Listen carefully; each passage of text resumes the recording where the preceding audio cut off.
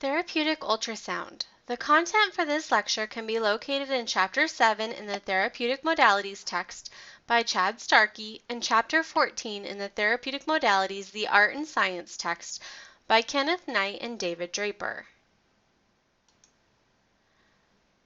Therapeutic ultrasound is one of the most misused modalities among clinicians.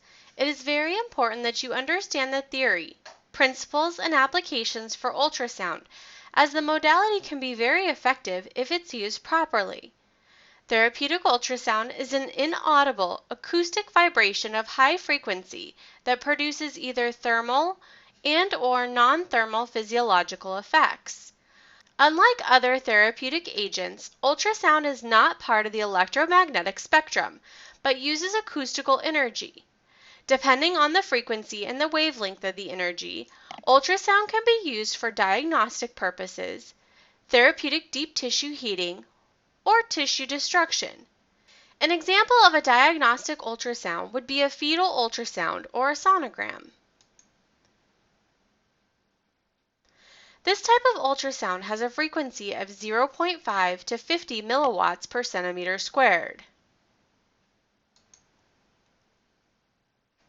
An example of a therapeutic deep tissue ultrasound would be what we see clinically.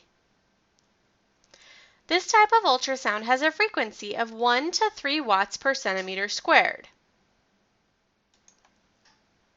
An example of a destructive ultrasound would be the use of ultrasound to break up kidney stones. This type of ultrasound has a frequency of 0.2 to 100 watts per centimeter squared. The ultrasound is applied outside of the body to break up the kidney stones inside the kidney so that we can then pass them out in the urine. Ultrasound is a valuable modality for many different injuries, but primarily for the purpose of stimulating the repair of soft tissue injuries and relieving pain. Ultrasound's acoustical energy has an effect on both the normal and the damaged tissues, but may have a greater effect on the damaged tissues. The primary advantage of ultrasound over other non-acoustical heating modalities is that tissues high in collagen, as well as other deep tissues, may be selectively heated to a therapeutic range without causing significant tissue temperature increase in the skin and the fat. High collagen tissues that respond well to ultrasound heat include tendons, muscles, ligaments, joint capsules, joint menisci, intermuscular interfaces, nerve roots, periosteum, and cortical bone. Remember, the diagnostic ultrasound has a low intensity, destructive ultrasound has a high intensity, and therapeutic ultrasound, which is the focus of this lecture, has a mid-range intensity. When comparing ultrasound to other superficial heat treatments, the ultrasound treatment is deeper. Warm whirlpools, paraffin baths, and silica gel hot packs all produce therapeutic heat, but their depth of penetration is superficial, at best only 1 to 2 centimeters. At 1 centimeter below the fat surface, a 4-minute warm whirlpool set at 105 degrees Fahrenheit raises the temperature approximately 2 degrees Fahrenheit. At the same tissue depth, a 3 megahertz ultrasound can increase the same tissue to a temperature of over 10.8 degrees Fahrenheit. Therefore, if the purpose of the treatment is deep heat, an ultrasound would be a proper modality choice. Animals such as bats, dolphins, and whales communicate with each other via sonar-like properties. Most of these transmissions are not heard by the human ear unless they are captured in a medium such as water. The animals make these sounds and listen for the sound to bounce off objects to determine location and direction. The human ear is capable of detecting sound waves ranging from 16,000 to 20,000 Hz. Ultrasound has a frequency above this range from 750,000 to 3.3 million Hz, or 0.75 to 3.3 MHz. In the United States, the most common ultrasound frequencies are 1 and 3 MHz, although you may see a 2 MHz on machines as well. An ultrasound device is made up of 4 main parts: the generator, a crystal, a sound head, and an applicator. The largest part of the ultrasound device is the generator. It is the unit that produces the electrical energy. The electrical generator produces an alternating current via high-frequency electrical generator linked to an oscillator circuit and a transformer. The oscillator circuit produces a specific frequency or electrical current at a frequency requirements of the crystal. A coaxial cable connects the generator to the crystal, which is housed in an insulated applicator handle. The generator houses a control panel with buttons or switches that regulate the following parameters: on/off, power, time, intensity, duty cycle, continuous or pulsed modes, 1 or 3 MHz frequency, and an automatic shutoff in case the crystal overheats. The applicator is a structure that you hold on to apply the ultrasound, and the crystal is located inside the ultrasound transducer, also known as the ultrasound head. The sound head transfers the acoustical energy or sound waves from the crystal to the tissues where it causes the tissue to vibrate. The sound head is commonly a ceramic, aluminum, or stainless steel plate that is attached to the crystal. The crystal is a thin synthetic ceramic that is usually made of lead zirconate or titanate. The crystal produces a positive and negative charge when it contracts and expands. The crystal is a transducer that converts electrical energy into acoustical energy through a mechanical deformation of the crystal. When an alternating electrical current is passed through the crystal, it expands and contracts, creating what is called a piezoelectrical effect. There are two forms of the piezoelectrical effect. The direct piezoelectrical effect is the creation of an electrical voltage across the crystal as it is compressed or expanded. The reverse piezoelectrical effect is the effect created from an alternating current running through a crystal, which results in a compression and expansion of the crystal. The reverse piezoelectrical effect, also known as just the electrical piezo effect, is created from an alternating current running through a crystal, resulting in a compression and expansion of the crystal. In the first picture, highlighted in red, with no current flow, the crystal is normally shaped. In the second picture, highlighted in blue, current flow in one direction causes the crystal to become concave. In the third picture, highlighted in green, current flow in the other direction causes the crystal to become convex. The expansion and contraction of the crystal creates a vibration at the frequency of the electrical oscillation received from the generator. That vibration of the crystal causes the sound head to vibrate and results in a mechanical production of high-frequency sound waves. Ultrasound transmission occurs to tissues in the human body. Acoustical energy is transferred by one molecule colliding with another, and in the process exchanging kinetic energy without actually displacing the molecules. Consider a leaf floating in water. If a pebble is dropped near the leaf, then the leaf will bob up and down as the water ripples past beneath, but it does not disrupt the leaf. We see a similar phenomenon occurring with ultrasound application to tissue. When the ultrasound's acoustical energy is applied to the body, the molecules vibrate and bounce into each other and affect the next molecule. The acoustical waves are transmitted to the tissues as either longitudinal or transverse waves. Depending on the tissue that the ultrasound is targeting, will result in either a longitudinal or transverse wave that occurs in the body. This will be explored further on the next slide. Longitudinal waves occur in a parallel direction to the sound wave. The alternation of high and low pressure generated by the ultrasound beam results in regions of high particle density or compression and low particle density, rarefraction, along with the path of the wave. These pressure fluctuations transmit the energy within the tissue and produces physiological effects of ultrasound. Ultrasound passes through soft tissue as a longitudinal wave. Molecules in a transverse wave are displaced perpendicular to the direction of the energy. When the longitudinal wave of an ultrasonic beam strikes bone, it transforms into this transwave and travels along the surface of the bone. Within a longitudinal wave path, there are regions of compression and rarefactions. Compressions are areas of high molecular density and high pressure as the molecules are squeezed together. Rare refractions are areas of lower molecular density as the molecules are pulled apart. Ultrasound travels through soft tissue as a longitudinal wave, with alternating regions of high molecular density and pressure, called compression, and regions of low molecular density called rare refractions. Thus, the molecules are squeezed together and pulled apart repeatedly. These pressure fluctuations transmit energy within the tissue and produce the physiological effects of ultrasound. The law of Grotthus-Draper states that there is an inverse relationship between the penetration and absorption of energy, by which any energy that penetrates the body and is not absorbed by one tissue layer is passed along to the next layer. The more energy that is absorbed by the superficial tissue, the less remains to be transmitted to the underlying tissues. Energy must be absorbed by the target tissue to be effective. The effects of the treatment are only seen at the point of absorption.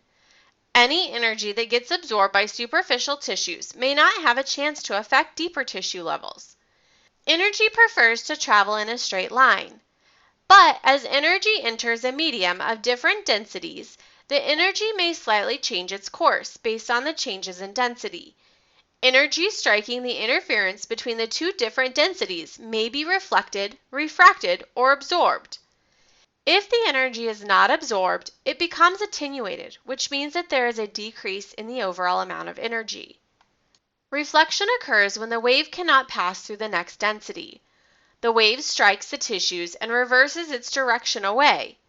Refraction is the bending of a wave as it results in the change in speed of a wave as it enters a medium of a different density. When the energy leaves a dense layer and enters a less dense layer, the speed increases. Absorption occurs when the tissues collect the wave's energy and change that energy into kinetic energy and then possibly into heat. The tissues may absorb part or all of the energy being delivered to the tissues. Any energy that is not reflected or absorbed by one tissue layer continues to pass through the tissue until it strikes another density layer. At this point, it may again be reflected, refracted, absorbed, or passed on to the next layer.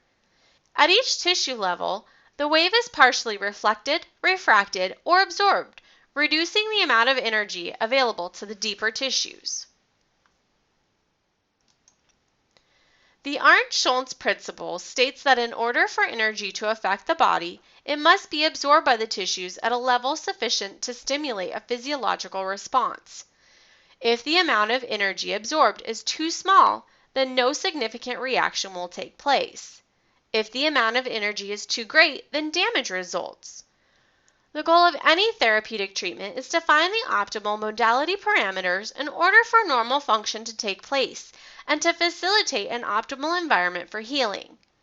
The Arndt-Shultz Principle reminds me of the classic story of Goldilocks and the Three Bears. Goldilocks sits in their chairs, eats some of their porridge, and falls asleep in one of their beds. The entire time she is trying the bears' things out, she is looking for the right fit. We are doing the same thing with ultrasound and modalities in general. We're looking for the right parameters and the right fit for each of our patients as an individual.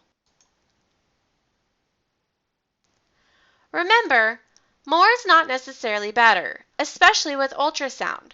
More can sometimes be destructive and can do a lot of damage to tissues. Ultrasound heads are available in different sizes and with different crystal resonating frequencies. A resonating frequency is essentially the vibration frequency available in the ultrasound head. The effective radiating area is also known as the ERA. It is the proportion of the transducer's surface area that produces ultrasonic energy.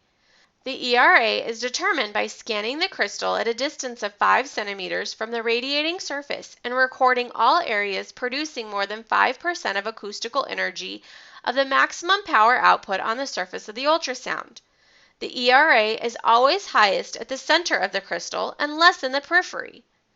The ERA is always smaller than the actual size of the transducer's face and may differ from the value listed on the unit. No crystal is 100% active. A large ERA produces a culminated or a more focused beam. Smaller ERAs have a more divergent beam. When treating a localized area, use a culminated beam.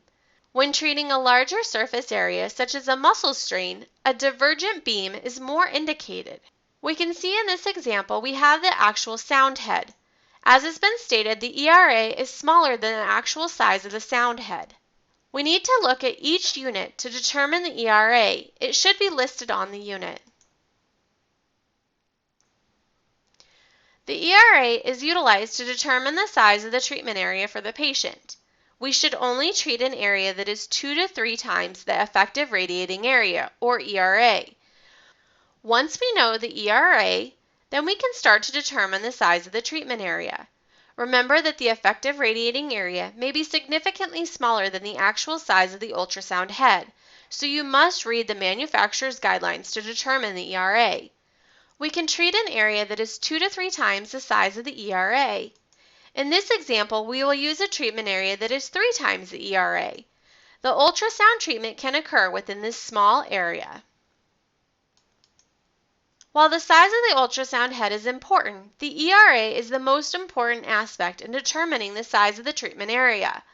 Just because an ultrasound head is larger does not necessarily mean that the ERA is also larger. It depends on the quality of the crystal and the manufacturing process. Ultrasound output frequency is measured by megahertz and describes the number of waves produced in 1 second. Most commercial ultrasounds offer 1 and 3 megahertz options. The output frequency determines the effective depth of penetration. Low frequency or 1 megahertz ultrasound is utilized to treat deeper tissues. A 1 megahertz output targets tissues up to 5 to 6 centimeters deep. A 1 megahertz treatment has a beam that diverges more than does high frequency or 3 megahertz ultrasound. The amount of attenuation depends on what tissues the ultrasound waves have come in contact with. Remember that attenuation is a decrease in the amount of sound waves transmitted due to an increased absorption. We see less attenuation during 1 megahertz ultrasound treatments. High-frequency ultrasound, or 3 megahertz, is used to treat more superficial tissues. 3 megahertz has a penetration depth of at least 2 to 3 centimeters. 3 megahertz has a beam that is more concentrated and is more intense. There is more attenuation with 3 megahertz treatments of ultrasound.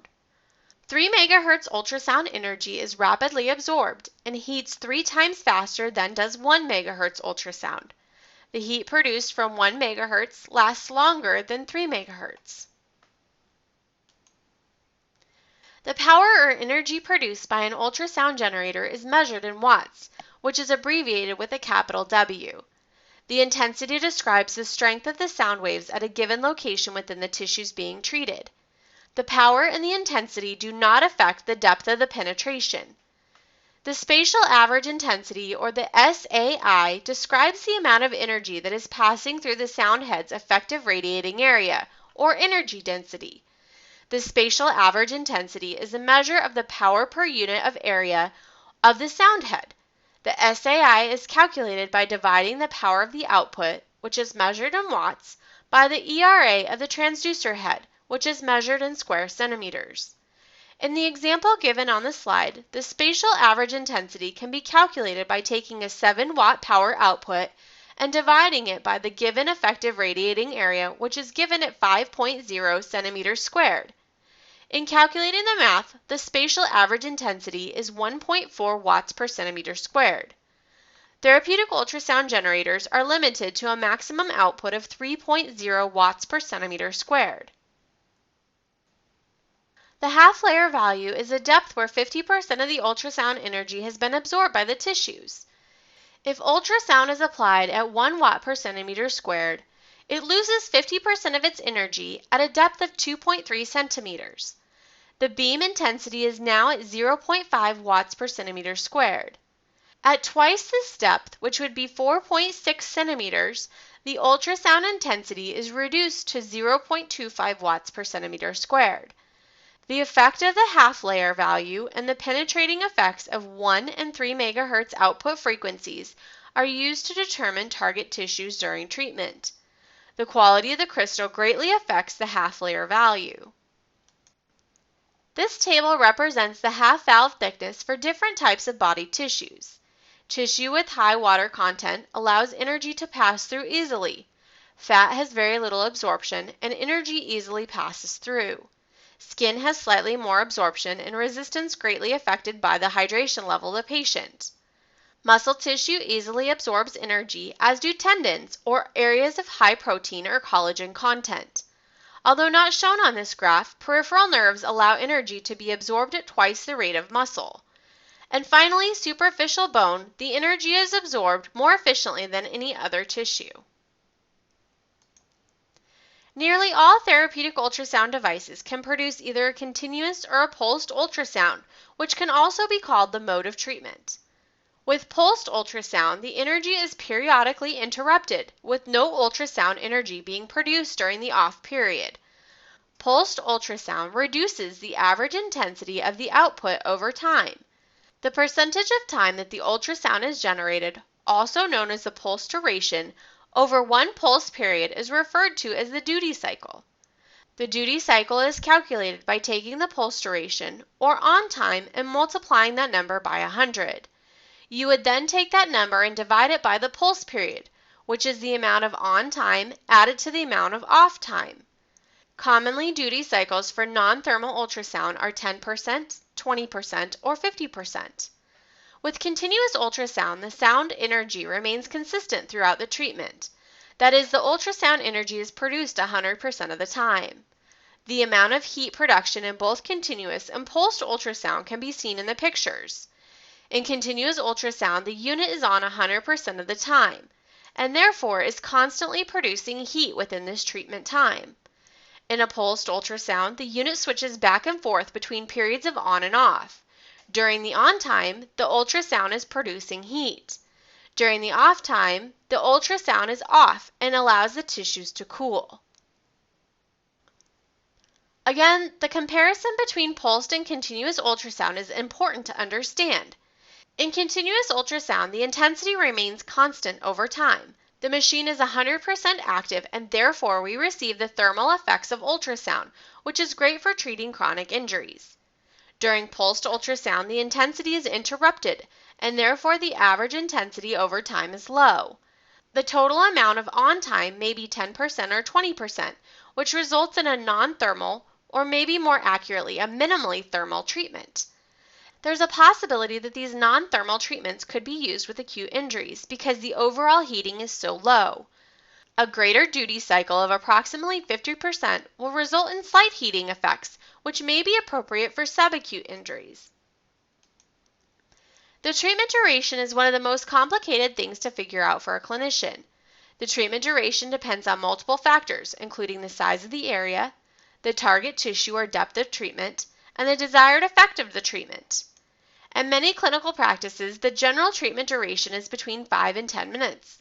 There are multiple factors for this standard treatment time for ultrasound. In many therapeutic clinics, this is the amount of time that is billable to insurance and patients. And for many athletic trainers, especially with high-capacity teams, it may be difficult to spend more than 5 to 10 minutes with any one single athlete. The factors that have been discussed really are important to determine the amount of proper treatment time for an ultrasound. This is one of the major issues with ultrasound.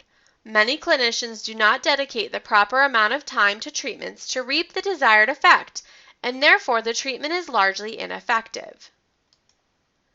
The beam non-uniformity ratio, or BNR, indicates the amount of variability within the intensity of the ultrasound beam.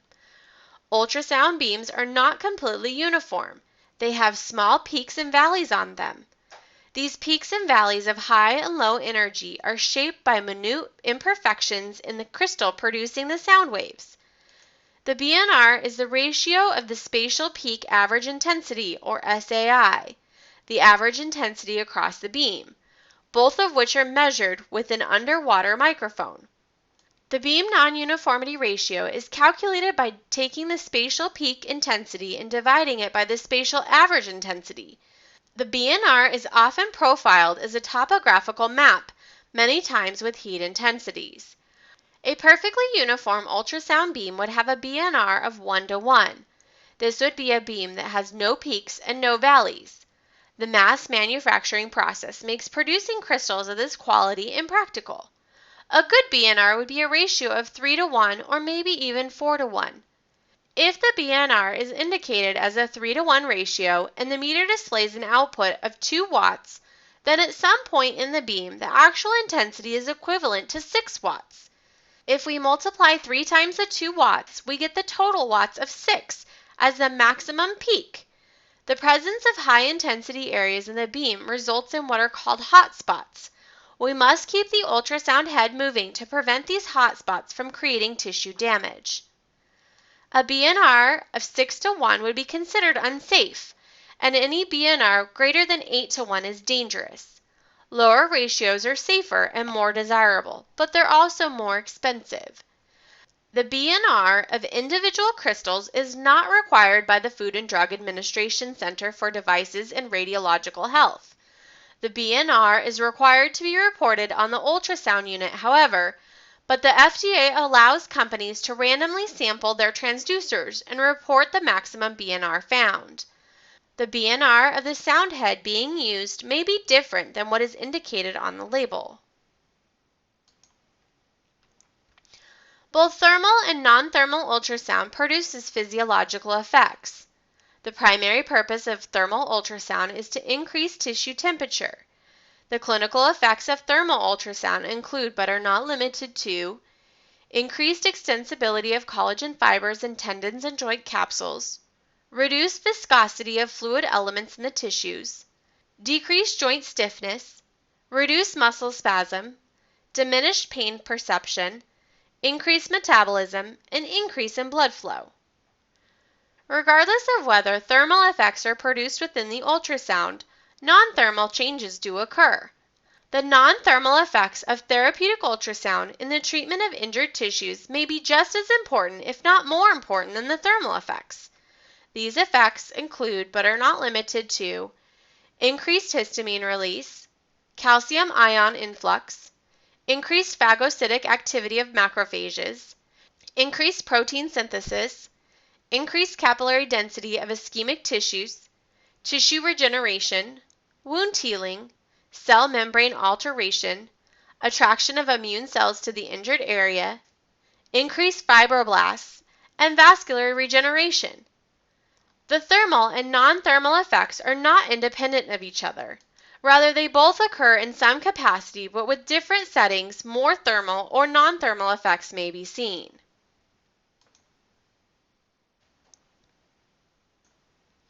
Again, the non-thermal effects of ultrasound include early resolution of inflammation, enhanced fibroblast recruitment, fibrinolysis, angiogenesis, phagocytosis, protein synthesis, collagen synthesis, which helps facilitate tendon healing. Also, increased tensile strength, which can also help facilitate tendon healing. An increase in matrix synthesis, accelerated fracture healing, and increased cell and vascular permeability. These non-thermal physiological effects occur as a result of microstreaming and cavitation. Microstreaming is when eddies form, and ultrasonic energy causes acoustical streaming or microstreaming. Acoustical streaming is the bulk of fluid flow in one direction. When the acoustical stream courses around gas bubbles, the cell membranes and its organelles, eddies form. The eddy current over the cell membrane causes the release of free-floating ions and small molecules, increasing the cell membrane permeability that alters the diffusion rate across the cell membrane. This change allows for sodium and calcium to diffuse for healing. Cavitation occurs as a result of pressure changes created by the ultrasonic wave that deforms the microscopic tissues. The ultrasonic peaks and troughs cause the accumulation of gas and the formation of microscopic bubbles. These bubbles then pulse in an ultrasonic field. Cavitation can either be stable or unstable. During stable cavitation, bubbles compress during high peaks and expand during low-pressure troughs, which create the desired effect. If the cavitation becomes unstable, then there is a collapse of the bubble during the low-pressure point. This creates an undesired effect. In order to reduce the effect of unstable cavitation, we must keep the ultrasound head moving at all times. Unstable cavitation results in damaged cells and leaves a wake of debris from the treatment. Unstable cavitation is frequently caused by a high BNR of greater than 8:1 ratio. The primary purpose of thermal ultrasound is to increase tissue temperature. The clinical effects of thermal ultrasound include but are not limited to increased extensibility of collagen fibers and tendons and joint capsules, reduced viscosity of fluid elements in the tissue, decreased joint stiffness, reduced muscle spasms, diminished pain perception, increased metabolism, and increases in blood flow. The biggest difference between ultrasound and superficial heating modalities is the depth of tissue available to treat.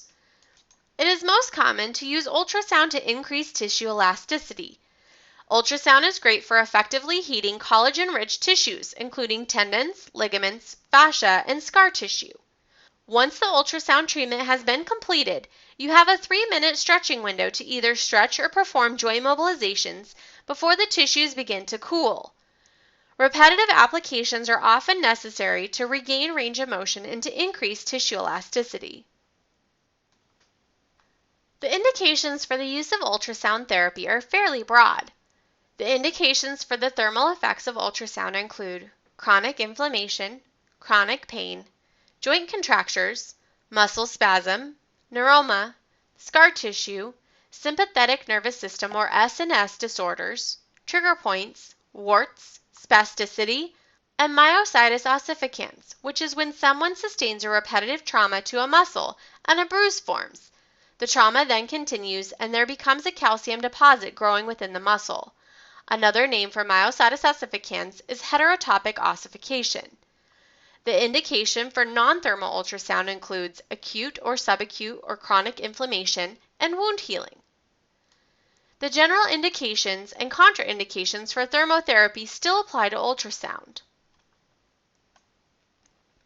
The contraindications for the use of ultrasound include acute injuries, especially for the thermal treatments, impaired circulation or sensation, blood clots, including DVT, thrombophlebitis, and other conditions, cancerous tumors or infection, exposed metal implants, replace joints using plastic or fixated bone cement or breast implants for ultrasound at high doses, around the eyes, heart, skull, carotid sinus, and genitals, over a pacemaker, over the pelvic area for someone who is either pregnant or menstruating, or over a fracture, stress fracture, or osteoporosis.